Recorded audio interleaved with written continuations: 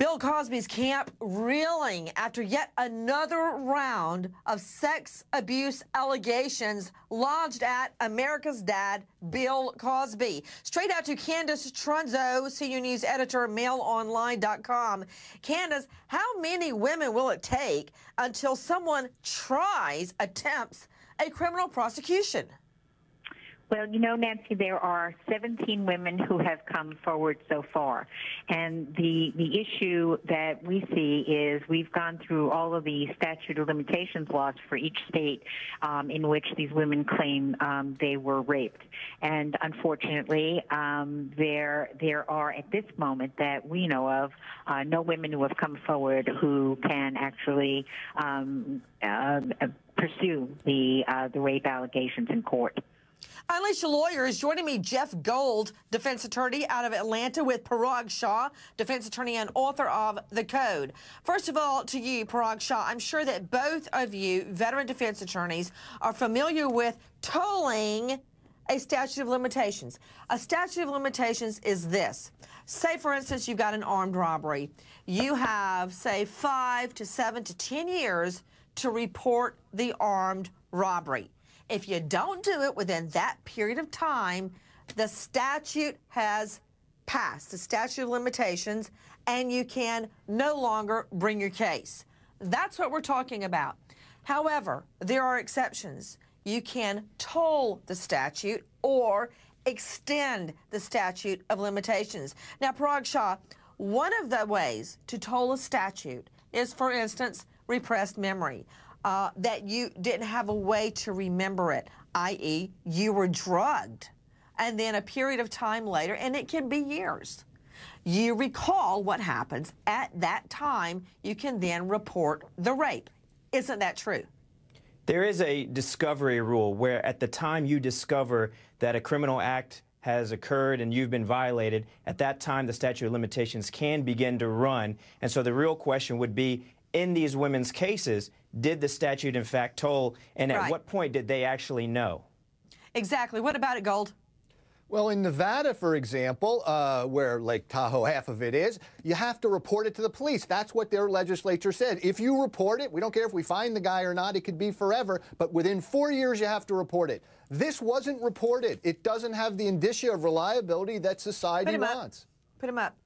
I don't know what you're talking about, society, because what I want is the truth. And I don't know if your hearing device was hooked up, but if you heard Barbara Bowman just then describing what, you know what, let's go back to Barbara Bowman, who says America's Dad, Bill Cosby, sexually assaulted her.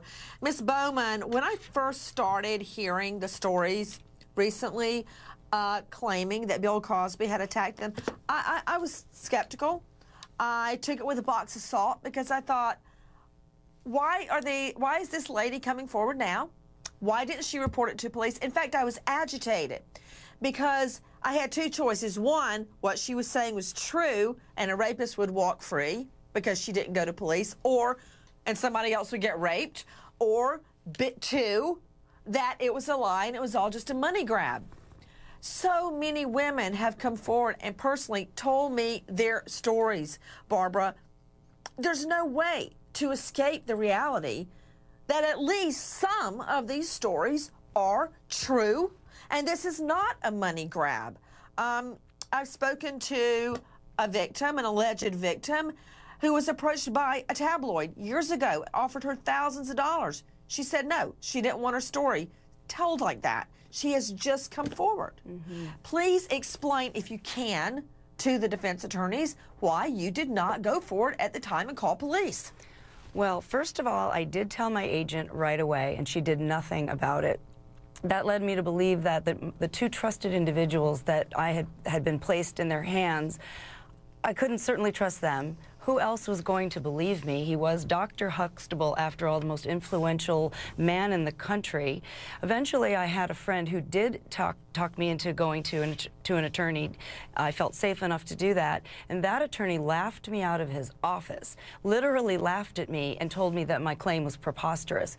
So after all of that, being that broken down and that scared and that feeling so full of shame and fear, I just said, I'm going to get on with my life. No one's going to believe this after this. I've given it my best shot. No one's believing me. I have to shelve this and get on with my life. In 2005, 4, 5, and 6, when Andrea Constand's case came up, she filed a lawsuit, and the 13 of us were supposed to testify on her behalf, and she ended up settling with Bill Cosby. So none of us had a chance to tell our story.